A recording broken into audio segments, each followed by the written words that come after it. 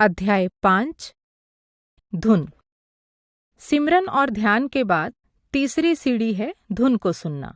जब सिमरन और ध्यान पूर्ण होता है तब धुन अपने आप जाग उठती है। शब्द धुन को सुनना संतों की भाषा में भजन भी कहलाता है। यह आत्मा के कानों से ही सुनी जा सकती है। आत्मा का शब्द धुन के साथ स्वाभाविक संबंध है। आत्मा परमात्मा की ही अंश है और परमात्मा स्वयं ही शब्द धुन है। इन तीनों का अटूट संबंध है। इस काया के 9 द्वार प्रकट हैं तथा 10वां गुप्त है और उस पर वज्र कपाट लगे हुए हैं। गुरु के प्रदान किए हुए नाम अथवा शब्द के अभ्यास से ये द्वार खुलता है और उसमें अनहद धुन की गूंज सुनाई देती है।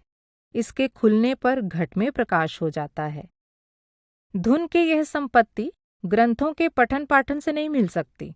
हम चाहे 4 वेद, 18 पुराण और 6 दर्शन पढ़ या सुन लें, पर ये सारी विद्या भी परमात्मा के नाम की धुन के तुल्य नहीं हो सकती।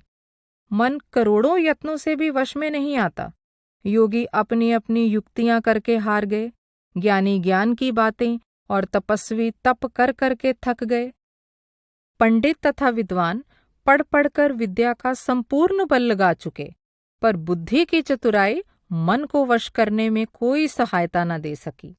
मन को वश में करने की दवा केवल शब्द की ध्वनि को सुनना है, जिसे सुनकर आत्मा परमात्मा में समा जाती है। जीव जंतुओं को आकर्षित करने के लिए 2 प्रमुख शक्तियां हैं, रूप और ध्वनि।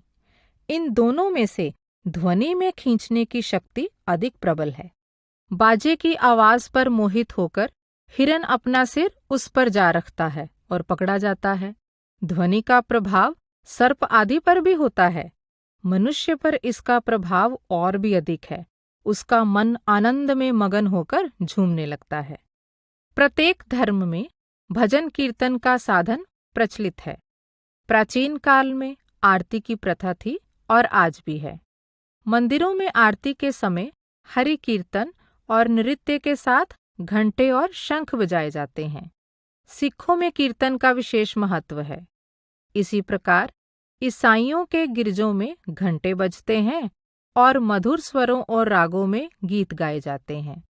बौद्धों और जैनियों के मंदिरों में भी घंटे होते हैं। सूफियों में कव्वाली का काफी रिवाज है। किंतु इन सब बाहरी आवाजों पर हिरन के समान मोहित होकर मनुष्य अज्ञान में जकड़ा रहता है।